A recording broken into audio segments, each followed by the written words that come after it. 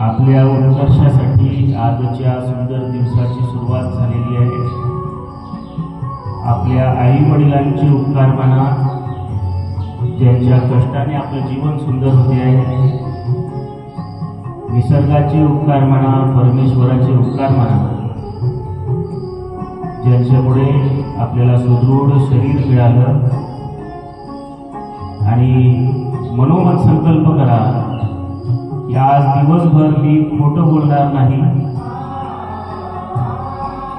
प्रार्थना करा, चोरी करणार नाही, भांडण करणार।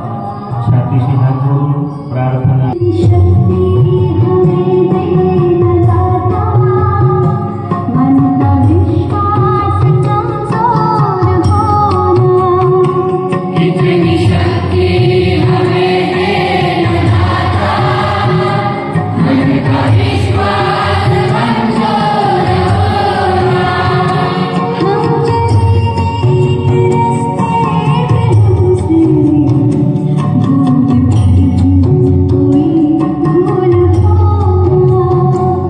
Feliz